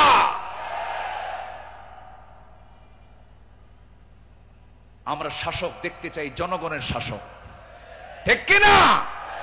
আমরা কিসের শাসক দেখতে চাই? যাকে দেখলে ওমরের কথা মনে হবে, যাকে দেখলে আবু বকরের কথা মনে হবে, যাকে দেখলে ওসমানের কথা মনে হবে। একটা ওমর আল্লাহ পাক তুমি বাংলার জমিনে দিয়ে দাও। জোরে বলি আল্লাহুম্মা আমিন। সাইয়েদনা আবু বকর সিদ্দিক রাদিয়াল্লাহু তাআলা আনহু, খেলাফত মানে কি? একটা দেশের তিনি রাষ্ট্রপ্রধান। রাতের বেলা তিনি চলে গেছেন হলো প্রতিবেশীর ঘরে। কোন প্রতিবেশী? যে প্রতিবেশীর স্বামী নাই, ছেলে নাই, মেয়ে নাই। যেই মহিলার তিনি খেদমত করতে গেছেন তার চোখটাও নাই। বয়োবৃদ্ধ জ্ঞানবৃদ্ধা একজন নারী, সচেতন একজন নারী। তিনি তার খেদমত করার জন্য খেলাফতের দায়িত্ব পাওয়ার পরও তিনি চলে গেছেন। দরজায় নক করেছেন, খেদমত করলেন, বের হয়ে আসছেন। পরের রাত্রিতে সাইয়েদনা ওমর ফারুক রাদিয়াল্লাহু আনহু তিনি ভাবলেন, আমার ভাই আবু বকর তো খেলাফতের দায়িত্ব পেয়েছেন, উনি কি খেদমত করতে পারছেন কিনা জানি না। উনি চলে গেছেন খেদমত করার জন্য। দরজায় তিনি নক করেছেন, বুড়িমা, আপনার খেদমতের জন্য আমি এসেছি, আমি ওমর আসছি। কে? প্রয়োজন নেই। কেন? কিছুক্ষণ আগে একজন খেদমত করে চলে গেছে। উনি ভাবলেন যে খেদমতটা কে করতে পারে। পরপর তিনি 3 রাত ওই বুড়ি মহিলার ঘরের পাশে গিয়ে আড়ালে তিনি দাঁড়ালেন, খুঁজে পাচ্ছেন না, কখন ঢোকে তাও টের পাওয়া যায় না। 3য় রাত্রিতে তিনি বুঝতে পারলেন একটা মানুষ খালি পায়ে ভিতরে ঢুকলো, কিন্তু অন্ধকার তো দেখতে পান নাই। ভিতরে ঢুকে খেদমত করে বের হতে নিলেই পিছন দিক থেকে ওমর ফারুক তার হাত চেপে ধরেছেন। চেপে ধরেই দেখেন কেউ না, খলিফা আবু বকর সিদ্দিক রাদিয়াল্লাহু তাআলা। তিনি বললেন, আমিরুল মুমিনিন, একটা রাষ্ট্র পরিচালনা করতে নিয়ে কত পরিশ্রম করতে হয়। রাতের বেলা বিশ্রামের প্রয়োজন হয়, দিনের বেলাও পরিশ্রম করেন, রাতের বেলা এমনটা করলে আপনি অসুস্থ হয়ে পড়বেন, অন্তত আমাদের কিছু খেদমতের জন্য আমাদের কিছু কাজ রেখে দেন। তিনি বলছেন, ভাই ওমর, হাসরের ময়দানে আমার আমলনামা তোমার পিঠে যাবে না, আমার কাজ আমাকে করতে দাও। মৃত্যুর দিন পর্যন্ত তিনি ওই মহিলার খেদমত করে তিনি দুনিয়া থেকে বিদায় নিয়েছেন। দ্বিতীয় খলিফা ওমর ফারুক রাদিয়াল্লাহু তাআলা যখন খেলাফতের দায়িত্ব পেলেন, ওই মহিলা জানেন না প্রথম খলিফা ইন্তেকাল করেছেন। খেলাফতের দায়িত্ব যেদিন পেয়েছেন সেই দিনই রাত্রেবেলায় ওমর ফারুক তিনি চলে গেছেন মহিলার ঘরে, দরজায় নক করে ভিতরে ঢুকেছেন। মহিলা জানেন না খাদেম চেঞ্জ হয়েছে। ভিতরে তিনি সব কাজগুলো করলেন, রান্না বান্না করে দিলেন, কাপড় চোপড় ধুয়ে দিলেন, খাবার দাবার ধুয়ে দিয়ে পরিষ্কার করে তিনি বের হয়ে আসলেন। মহিলা অন্ধ মানুষ, বসেছেন খাবার খেতে, সামনে খেজুর নিয়ে যখন বসেছেন, খেজুর একটা মুখে নেওয়া মাত্রই দাঁতের নিচে যখন খেজুরের বিচি যখন পড়ে গেছে, সঙ্গে সঙ্গে মহিলা বলতেছেন ইন্না লিল্লাহ। তিনি চোখের পানি ফেলে দিয়া কেঁদে কেঁদে বলতেছেন, বুঝতে পেরেছি আমার আসল খাদেম আবু বকর আর দুনিয়াতে নাই। আমার আবু বকর যখন আমার খেদমত করতে আসতো, যখন সে খেজুরগুলো আমাকে ধুয়ে দিত, শুধু খেজুর শুধু ধুয়েই দিত না, খেজুরগুলো ধুয়ে ভিতরের যে বিচিগুলো আছে বিচিগুলো সরায়া আমার সামনে রেখে দিত, যেন আমার খেতে কোনো কষ্ট না হয়। জোরে বলে সুবহানাল্লাহ, আরো জোরে বলে সুবহানাল্লাহ। শাসক ছিলেন, শাসকের কাতারে থেকেও তারা নিরহংকারী হয়ে জনগণের সেবা করেছেন। আল্লাহু আকবার বলে। সাইয়েদনা ওমর ফারুক রাদিয়াল্লাহু তাআলা আনহু তিনি যেদিন শাসনভার তার কাছে আসে, তার কাঁধে যখন আসে, সেই দিন থেকে নিয়ে শুরু করে মৃত্যুর দিন পর্যন্ত কোন রাত তার পিঠটা তার বিছানার সঙ্গে লাগাতে দেননি। দিন দিন শুকায় যাচ্ছিলেন। বলা হলো, আপনি শুকায় যাচ্ছেন কেন? তিনি বললেন কেঁদে কেঁদে, তোমরা আমাকে এমন দায়িত্ব দিয়েছো যে দায়িত্ব আমাকে স্বাস্থ্যহীন বানিয়ে দিয়েছে। পরকালীন জবাবদিহিতার অনুভূতি ছাড়া একটা শাসক কখনো ভালো হতে পারে না। আসতে বলবেন না, জোরে বলুন ঠিক কিনা? অতএব সেই গদি সমস্যার সমাধানের জন্য আমরা চাই যোগ্য, সৎ, আল্লাহওয়ালা, কোরআন প্রেমিক একজন শাসক আমরা চাই। আল্লাহ কবুল করুন, আল্লাহ কবুল করুন। এই কথাটা কেন বললাম? কারণ এখন যে সরকারটা আছে এটা কি স্থায়ী না অস্থায়ী? এজন্য আলোচনার মধ্যে এই ফাঁকে এই কথাটা একটু বলে ফেললাম। সম্মানিত ভাইয়েরা, আমার সময় তো ফুরে যাচ্ছে, আমাকে শেষ করতে হবে। শেষ কি করে দেব? আলোচনা চলুক, হুজুর মরুক। জি, জোরে বলি ইনশাআল্লাহ। জি, আল্লাহ কবুল করুন, জোরে বলি আমিন। নাম্বার 5, সকল দুর্নীতি এবং অন্যায়ের বিরুদ্ধে কঠোর অবস্থান। আমার নবীরও ছিল, সাহাবে কেরামদের মাঝে এই বিষয়ে তারা খুব সতর্ক থাকতেন। আল্লাহ রাব্বুল আলামিন বলেন, ওয়ালা তাকুলু আমওয়ালাকুম বাইনাকুম বিল বাতিলি ওয়া তুদলু বিহা ইলাল হুক্কামি লিতাকুলু ফারীকাম মিন আমওয়ালিন নাসি বিল ইসমি ওয়া আনতুম তা'লামুন। জোরে বলুন আল্লাহু আকবার। তোমরা নিজেদের মধ্যে পরস্পরের সম্পদ অন্যায়ভাবে গ্রাস করো না, তা বিচারকদের নিকট উপস্থাপন করো না, যাতে অন্যের সম্পদের কিছু অংশ পাপের মাধ্যমে গ্রাস করতে পারো, যদিও তোমরা জানো কার কথা। আসতে বলবেন না, কার কথা। আর এক জায়গায় বলছেন, লা তাকুলু, তোমরা খেতে যেও না। কি খেতে যেও না? কুলু মিন তাইয়্যিবাত, পবিত্র খাবে, হারাম কিছু খাবে না। লা তাকুলুর রিবা আদআফান মুদাআফা আহাল্লাল্লাহুল বাই'a ওয়া হাররামান রিবা। বিভিন্ন জায়গাতে আল্লাহ পাক ক্লিয়ার কথা বলে দিয়েছেন। আমার বন্ধুগণ, সাহাবে কেরাম দুর্নীতি কেমন করে বন্ধ করা যায়, অন্যের বিরুদ্ধে কেমন কঠোর হতে হয়, তা বাস্তব জীবনে তা দেখিয়ে দিয়েছেন। বাস্তব জীবনে আল্লাহ রাসূল তা বুঝিয়ে দিয়েছেন। বিচার কেমনে করতে হয়, বিচারের রায় কেমনে নামাতে হয়, তাও রাসূল শিখিয়ে দিয়েছেন। বিচার কি সবার জন্য সমান না সমান? আইন সবার জন্য? আইন সবার জন্য সমান। আমার নবীজি বসে আছেন, একটা বিচার আসলো, এক সম্ভ্রান্ত পরিবারের মহিলা কন্যা সন্তান চুরি করে ধরা পড়েছে। রাসূল বললেন কোনো কথা নাই, হাত কাটো, হাত কেটে ফেলো। রাসূল অর্ডার দিলেন, আমার নবীর উপরে কথা বলার কোনো সাহস কারো নাই। ওই সম্ভ্রান্ত পরিবারের লোকজন এসে সাইয়েদনা ওমর ফারুককে বিভিন্ন কিছু বুঝায়া দিয়ে বলছেন, আপনি যদি রাসূলকে সুপারিশ করেন হয়তো রাসূল শুনতে পারেন।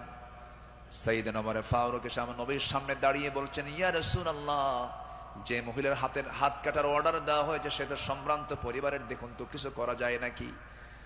আমার নবীজি সেই সময় আল্লাহর কসম করে বলেন, আল্লাহি, হে আমার ওমর, আল্লাহর কসম করে বললি, আল্লাহর কসম করে বলছি, এই চুরিটা যদি ওই সম্ভ্রান্ত পরিবারের মেয়ে ফাতিমা না হয়ে যদি কলিজার টুকরা মেয়ে আমার ফাতিমা বিনতে মুহাম্মদ হতো, যদি এটা প্রমাণ হয়ে যেত, লাকাতাতু ইয়াদাহা, আমি রাসূল নিজে তার হাতটা ধরে কেটে দিতাম।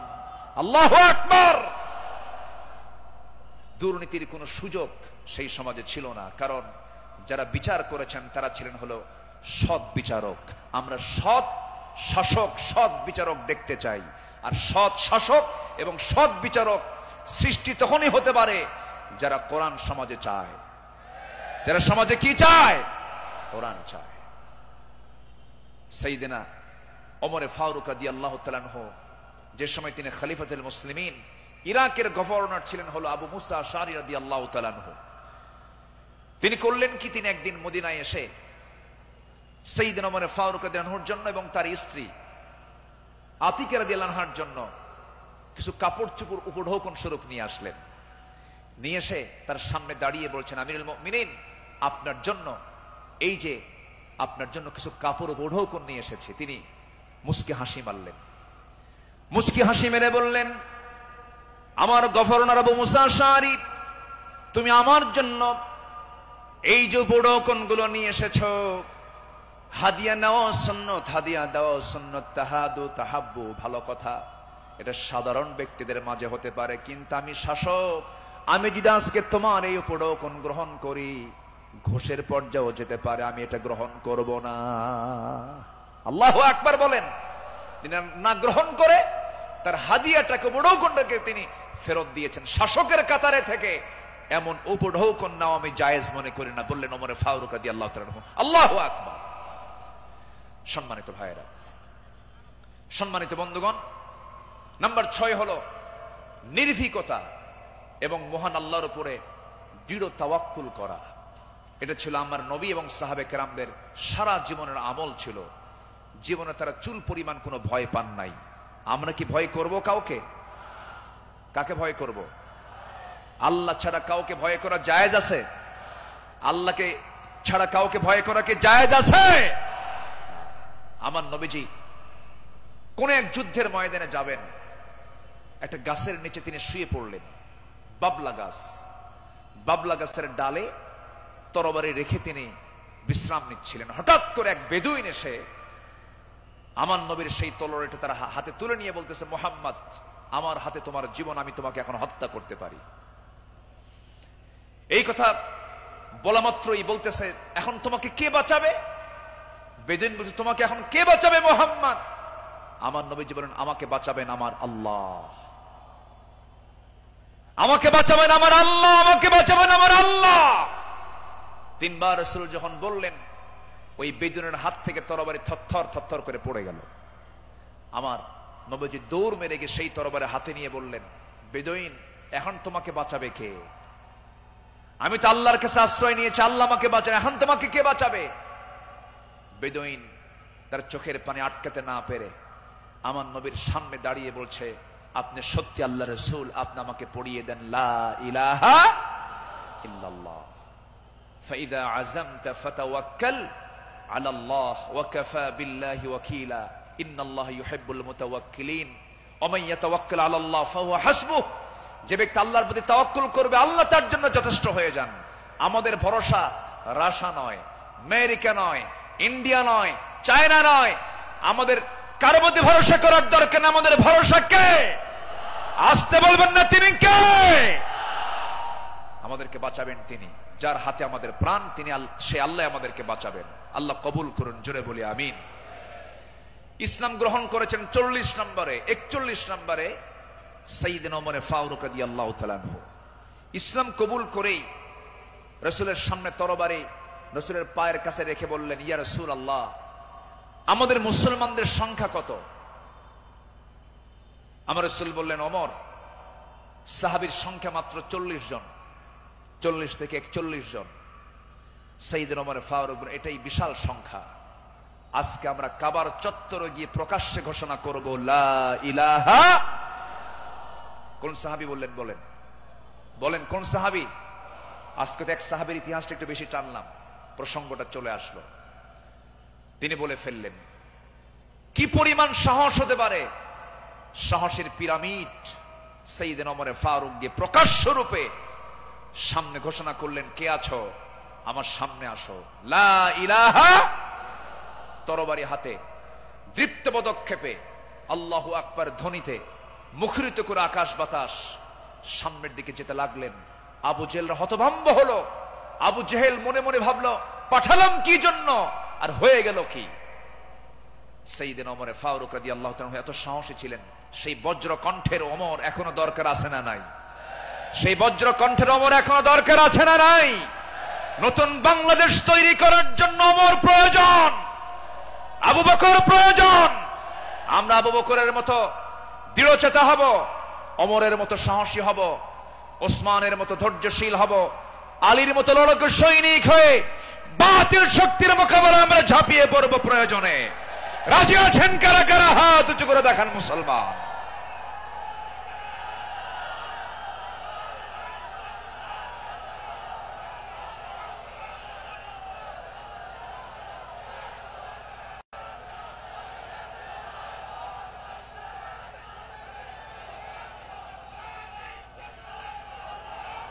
আল্লাহ কবুল করুন, জোরে বলে আমিন, আরো জোরে আমিন। আল্লামা ইকবাল এই জন্য সাহাবাদের ভূমিকা বর্ণনা করে বর্তমান সময়ের মুসলিমদের দুরবস্থা নিয়ে আফসোস করে তিনি একটা লাইন বলেছেন। তিনি কি বলেছেন? সফহাওয়ার সে বাতিল কো মিটায়া কিসনে, নোয়ে ইনসান কো গুলামি সে ছুড়ায়া কিসনে, मेरे काबे को जमीनों से बचाया किसने, मेरे कुरान को सीनों से लगाया किसने, थे तू अबाओ तुम्हारे ही मगर तुम क्या हो, हद पर हद दहरे मुंतजरे फरदा हो। कवि विश्व कवि আল্লামা ইকবাল তিনি বলছেন, যারা এসব অসার বাতিল দূর করেছে জগৎ হতে, ছাড়িয়েছে মানব কুলে দাস গোলামির কবল হতে, কাবা ঘরে সেজদা করার জাগলো প্রথা যাদের সাথে, বুকে কোরআন ধারণ করা শিখল জগৎ যারা যারা হাতে, তারা তোদের পূর্বপুরুষ আর আজিকে তোমাদেরকে হয়ে ইন্তজারি করছে বসে হাতের উপর হাতটি রেখে। আফসোস করে তিনি বলছেন, সাহাবীরা কি করে গেলেন আর তোমরা কি করছো? তোমরা এক একটা ওমর হয়ে যাও, এক একটা আবু বকর হয়ে যাও, জান্নাত পাওয়ার জন্য সাহাবীদের অনুসরণটাই তোমার জন্য যথেষ্ট হয়ে যাবে। জোরে বলি সুবহানাল্লাহ। নাম্বার 7 হলো নিজ দায়িত্বের ভারে অস্থির চিত্ততা নিয়ে আমার রাসূল চলতেন, সাহাবে কেরামও চলতেন। আমার নবীজি বিদায় হজের ভাষণের দিন আমার নবীজি কেঁদে অস্থির হয়ে যাচ্ছিলেন। সাহাবে কেরামকে লক্ষ্য করে বলছেন, ওয়া আনতুম তুসআলুনা আন্নী ফামা আনতুম কাইলুন, আমার ব্যাপারে প্রশ্ন করা হলে তোমরা কি বলবে? সাহাবীরা বললেন, নাশহাদু আন্নাকা ক্বাদ বাল্লাগতা ওয়া আদাইতা ওয়া নাসাহতা, আমরা সাক্ষ্য দেব আপনি দায়িত্ব পালন করেছেন, আপনি উপদেশ দিয়েছেন। এই কথা শুনে আমার নবীজি শাহাদাত আঙ্গুলি উঁচু করে আকাশের দিকে লক্ষ্য করে আল্লাহকে বলছেন, আল্লাহুম্মা শাহাদ, আল্লাহুম্মা শাহাদ, আল্লাহুম্মা শাহাদ। আল্লাহ তুমি সাক্ষী থাকো, আল্লাহ তুমি সাক্ষী থাকো, আমার সাহাবীরা আমার পক্ষে কথা বলছে। আল্লাহু আকবার বলেন। নিজের দায়িত্ব নিয়ে রাসূল খুব অস্থির চিত্ততা প্রকাশ করতেন মাঝে মাঝে।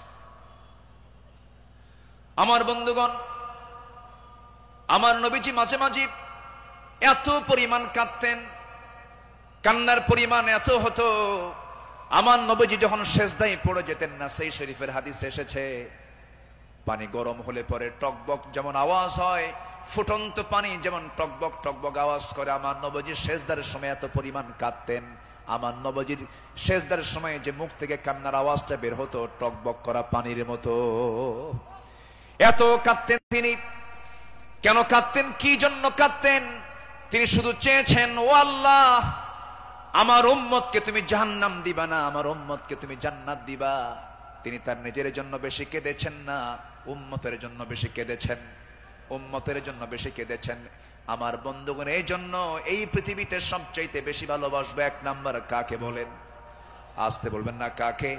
নাম্বার 2 হচ্ছে মুহাম্মদ সাল্লাল্লাহু আলাইহি ওয়াসাল্লামকে আমরা ভালোবাসবো। তিনিও ভালোবেসেছেন।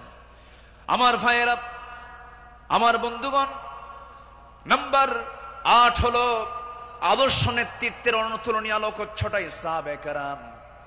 সাহাবায়ে কেরামকে আল্লাহ রাব্বুল আলামিন অনেক সম্মান দান করেছেন। লাকাদ আরসালনা রুসুলানা বিল বায়িনাতি ওয়া আনজালনা মাআহুমুল কিতাবা ওয়াল মিজানা লিয়াকুমান নাসু বিল কিসত। জোরে বলুন আল্লাহু আকবার। আমার বন্ধুগণ, সময় যেহেতু কম, শেষের দিকে আস্তে আস্তে চলে যাচ্ছি। নাম্বার 9 হলো তাকওয়ার উজ্জ্বল দৃষ্টান্ত ছিলেন আমার নবী এবং সাহাবায়ে কেরাম। লাকিনিল্লাযীনা তাকাও রাব্বাহুম লাহুম জান্নাতুন তাজরি মিন তাহতিহাল আনহার আল-আনহারু খালিদিনা ফিহা নুজুলাম মিন ইনদিল্লাহ ওয়ামা ইনদাল্লাহি খায়রুল লিল আবরার। জোরে বলুন আল্লাহু আকবার। যারা নিজেদের প্রতিপালককে ভয় করে চলে, তাদের জন্য আছে এমন সব উদ্যান, এমন সব জান্নাত যারা তলদেশ দিয়ে নহর প্রবাহিত। আল্লাহর পক্ষ থেকে অতিথিয়তা স্বরূপ তারা সর্বদা সেখানে থাকবে। আল্লাহর নিকট যা কিছু আছে পুণ্যবানদের জন্য তাই হলো শ্রেষ্ঠ। জোরে বলি সুবহানাল্লাহ। তাকওয়া কাকে বলে সাহাবায়ে কেরাম শিখিয়েছেন, তাকওয়া কাকে বলে আম্বিয়ে কেরাম শিখিয়েছেন। বিশেষ করে আমার নবীজি তাকওয়ার তিনি মূর্ত প্রতীক ছিলেন। আমার বন্ধুগণ, নাম্বার 10 হলো, নাম্বার 10 সর্বশেষ যেটা, সেটা হলো আল্লাহর কাছে বিনম্র চিত্তে অশ্রু ঝরানো, চোখের পানি ফেলে ফেলে কাঁদা।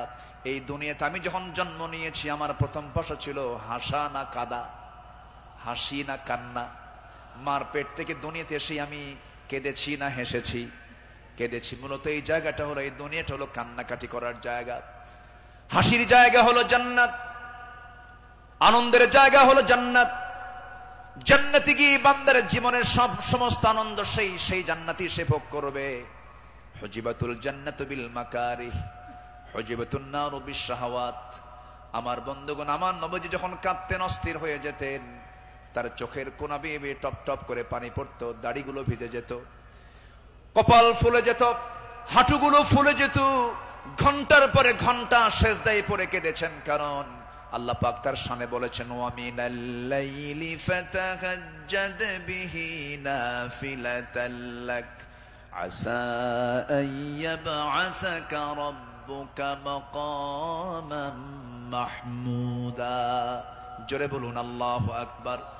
আরেক জায়গায় বলছেন, ওয়াল্লাযীনা ইয়াবিতুনা লিরাব্বিহিম সুজ্জাদান ওয়া কিয়ামা والذين يقولون ربنا اصرف عنا عذاب جهنم إن عذابها كان غراما إنها ساءت مستقرا ومقاما।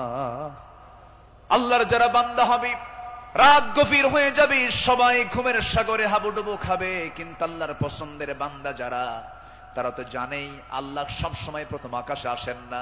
আল্লাহ তাআলা প্রথম আকাশে আসেন কোন সময়? বলুন কোন সময়? কোন সময়? কোন সময়? কোন সময়? শেষ রাত্রিতে চলে আসেন ফিস সামাইদ দুনিয়া আলা মিন মুস্তাগফিরিন ফাগফির লাহ, কোন ক্ষমা প্রার্থী আছে আমার কাছে ক্ষমা চাবে। সেই সময় আল্লাহ পাক দুনিয়ার আকাশে চলে আসেন, আল্লাহর পছন্দের বান্দা এই চান্সটা ছেড়ে দেন না। শেষ রাত্রে উঠে চোখের পানি ফেলে শিশুর মতো যারা কান্দাকাটি করবে, আল্লাহর কাছে যারা রোনাজারি করবে, আপনি কি জানেন 7 সমুদ্রের পানি দিয়ে জাহান্নাম নিভতে পারে না, কিন্তু বান্দা যদি আল্লাহর ভয়ে 1 ফোঁটা চোখের পানি ফেলতে পারে, 1 ফোঁটা চোখের পানি 7টা জাহান্নামকে নিভাইয়া দিতে পারে। আমরা কাঁদবো কার কাছে? আসতে বলবেন না, কাঁদবো কার কাছে? পৃথিবীতে কান্নাকাটি করার জায়গা কয়টা? বলেন কয়টা জায়গা? এক জায়গা। কার কাছে? আল্লাহর কাছে আমরা চোখের পানি ফেলে ফেলে কাঁদবো, আল্লাহর কাছে আমরা রোনাজারি করব। পৃথিবীর মানুষের কাছে কাঁদবেন, কেউ বলবো ফিনাতে এমনি কান্দে, কোন একটা লক্ষ্য আছে, মতলব খারাপ। কত কি বলবে, স্বামী তার বউয়ের কাছে কাঁদবে, বউ তার স্বামীর কাছে কাঁদবে, ছেলে বাবার কাছে কাঁদবে, বাবা ছেলের কাছে কাঁদবে, সেখানে কিছু স্বার্থ থাকতে পারে। কিন্তু বান্দা যদি শুধুমাত্র আল্লাহর জন্য কাঁদতে পারে, আল্লাহ রাব্বুল আলামিন তার বান্দার সেই কান্নার পরিপূর্ণ জাযা, পরিপূর্ণ পুরস্কার সেই বান্দার হাতে তুলে দিবেন। এই জন্য আমরা চোখের পানি খরচ করব কার জন্য? আসতে বলবো না, কার জন্য আমরা খরচ করব? ইন্নাল্লাযীনা উতুল ইলমা মিন ক্বাবলিহি ওয়া ইযা ইউতলা আলাইহিম ইয়াখিরুনা লিল আযকানি সুজদা। সূরা বনী ইসরাঈল 107 নম্বর আয়াত। যাদেরকে এর পূর্বে জ্ঞান দান করা হয়েছে, তাদের সামনে যখন আবৃত্তি করা হয়, তখন তারা বিনয়ের সাথে কাঁদতে কাঁদতে ভূমিতে জমিনে তারা লুটিয়ে পড়ে। ইয়াখিরুনা লিল আযকানি সুজদা। এই জন্য আমরা কাঁদবো। চোখের পানি যদি ফেলতে চাই, একমাত্র ফেলবো আমরা কার জায়গায়? কার কাছে? বলেন কার কাছে? কার কাছে? আল্লাহর কাছে। সাইয়েদনা ওমর ফারুক রাদিয়াল্লাহু তাআলা আনহু একদিন বসে আছেন, তার পাশে এক সাহাবী বসে একটা হাদিস বর্ণনা করছিলেন। মিসকাল হাববাতিন মিন কিবার, যার মধ্যে যাররা পরিমাণ অহংকার কাজ করবে, লা ইয়াদখুলুল জান্নাহ, সে ব্যক্তি জান্নাত পাবে না। ওমর ফারুক সেই জায়গা থেকে লাফ মেরে গিয়ে জমিনে লুটিয়ে পড়লেন। গোটা শরীর তিনি ধুলায় মলিন করলেন, আর বলেন, ওমর, তোকে মানুষ খলিফা বলে, তোকে মানুষ শাসক বলে, ওমর তোর মধ্যে মনে হয় অহংকার ঢুকে গেছে, আল্লাহ তোকে মাফ করবে না। আকাশের দিকে দুটো হাত তুলে আফসোস করে বলছেন, আকাশের মালিক আল্লাহ, তুমি যদি গোটা দুনিয়ার সমস্ত মানুষকে তুমি যদি জান্নাত দিয়ে দাও, আর একজন ব্যক্তিকে যদি জাহান্নাম দিয়ে দাও, আমার মনে হয় আমি ওমর সে একজন ব্যক্তি, জাহান্নাম আমি যাব মনে হয় আমার সে আমল নাই, আল্লাহ আমাকে মাফ করে দিও, আল্লাহ আমাকে ক্ষমা করে দিও। এরকম করে তারা আল্লাহর সামনে চোখের পানি ফেলে ফেলে কেঁদেছেন। একজন সাহাবীর কাছে মুনাফিকের তালিকা ছিল, সেই সাহাবীর কাছে মাঝে মাঝে ওমর ফারুক যেতেন, গিয়ে বলতেন, ভাই ওমর, দেখো তো মুনাফিকের তালিকার মধ্যে আমি ওমর, আমার নামটা আছে নাকি? আমার নামটা আছে নাকি?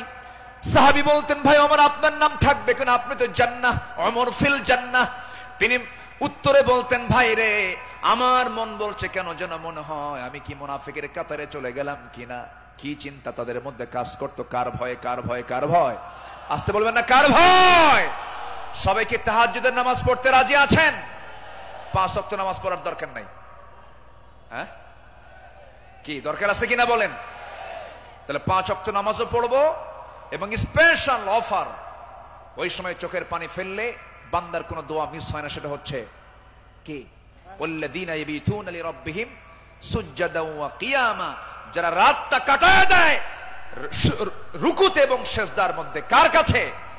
5 ওয়াক্ত নামাজ পড়বেন কারা কারা? একটু হাত উঁচু করে দেখান তো, বলি দেখি, জোরে বলি ইয়া আল্লাহ, আরো জোরে ইয়া আল্লাহ। আমাদেরকে 5 ওয়াক্ত সালাত আদায় করার তৌফিক তুমি আল্লাহ দিয়ে দাও। জোরে বলি আমিন, আরো জোরে আমিন, আরো জোরে আমিন। আসুন, যেহেতু আজকে প্রথম রজনী, আগামীকালকেও মাহফিল আছে, সবাই আসবেন কিনা? আমরা এই 5 দিন নিয়মিত মাহফিল আসবো। জোরে বলি ইনশাআল্লাহ। এই মাহফিল চট্টগ্রামবাসীর জন্য একটা বড় নিয়ামত। আল্লাহ তুমি এই মাহফিলকে কবুল করো। জোরে বলি আল্লাহুম্মা আমিন। আমরা আর সময় ক্ষেপণ করব না। যেহেতু আগামীকালকেও এখানে মাহফিল আছে, পরশু আছে, তারপরের দিন আছে, প্রত্যেক দিন নতুন নতুন মেহমান এবার সিলেকশন হয়েছে। কুল্লু জাদিদুন লাযীযুন, আসবেন, এক একটা ফুলের এক একটা ঘ্রাণ আপনারা নেবেন ইনশাআল্লাহ। আল্লাহ পাক এই মাহফিলকে কবুল করুন, এই মাহফিলের কমিটির বৃন্দের সকল খেদমতকে আল্লাহ পাক কবুল করুন। অধ্যক্ষ মোহাম্মদ তাহের সাহেব আমার বাম পাশে বসা, আল্লাহ তুমি তার সকল খেদমতকে তুমি আল্লাহ কবুল করে নাও। আর আমি সময়টা না বাড়িয়ে, সময় ক্ষেপণ না করে, আসুন সোজা আমরা এখন দোয়ার দিকে যাব। আমরা চাইবো কার কাছে? চাইবো কার কাছে? সবাই একটু তাশাহুদের সুরতে বসে পড়ি, একটু বিনয়ী হয়ে আমরা আল্লাহর কাছে চাবো, আল্লাহ যেন আমাদের জিন্দেগীর সকল গুনাহগুলোকে মাফ করে দেন। সবাই বলে সুবহানাকাল্লাহুম্মা ওয়া বিহামদিকা আশহাদু আল্লা ইলাহা ইল্লা আনতা আস্তাগফিরুকা ওয়া আতুবু ইলাইকা। চিৎকার মেরে বলি, ইয়া আল্লাহ, আমার জীবনের সাগীরা কবীরা, ছোট বড় সব গুনাহ তুমি আল্লাহ মাফ করে দাও, মাফ করে দাও। জোরে বলুন, ইয়া রাব্বাল আলামিন।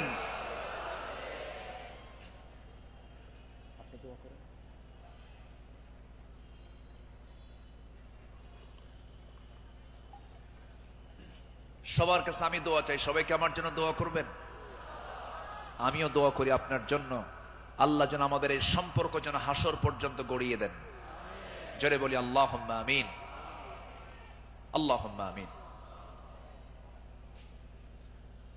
ربنا ظلمنا أنفسنا وإن لم تغفر لنا وترحمنا لنكونن من الخاسرين ربنا لا تزغ قلوبنا بعد إذ هديتنا وهب لنا من لدنك رحمة إنك أنت الوهاب।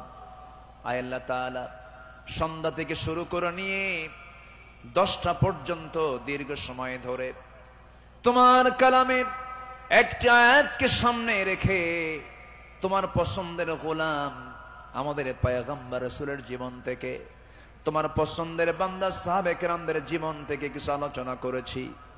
তোমার কালাম থেকে কিছু কথা বলে শেষ সময়ে তোমার শাহী দরবারে কাঙ্গাল ফিকিরের মতো দুটো হাত পেতেছি আল্লাহ।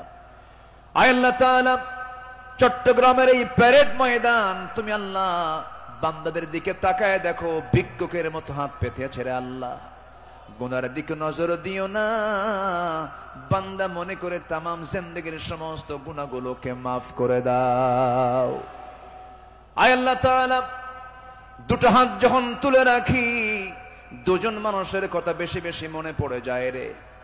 আমাদের মাঝ থেকে যাদের জনম দুঃখিনী মা, জনম দুঃখী বাপজান যারা দুনিয়া থেকে বিদায় নিল, জিন্দেগীর গুনাহগুলো মাফ করে দাও, কবরগুলোকে জান্নাতের টুকরা বানায়া দাও।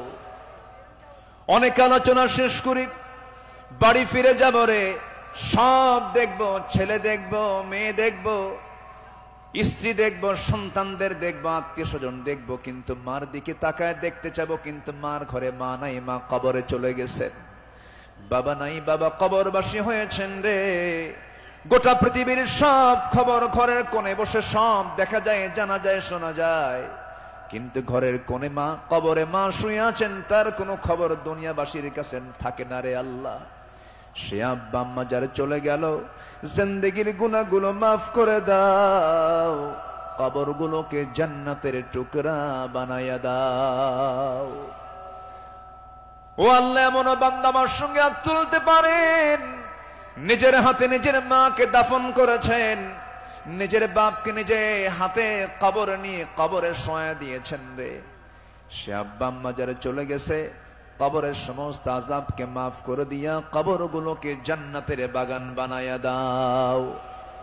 আব্বা আম্মার জন্য কি দোয়া তাও শিখিয়ে দিয়েছো, হাত একটু উঁচু করে আল্লাহর শেখানো দোয়া পড়ে আওয়াজ দিয়ে দিয়ে আমার সঙ্গে ঠোঁট মিলায়া সবাই আকাশ বাতাস মুখরিত করে সবাই আমার সঙ্গে ঠোঁট মিলায়া বলুন, রব্বিরহামহুমা কামা রব্বায়ানি সগীরা, রব্বিরহামহুমা কামা রব্বায়ানি সগীরা, রব্বিরহামহুমা কামা রব্বায়ানি সগীরা।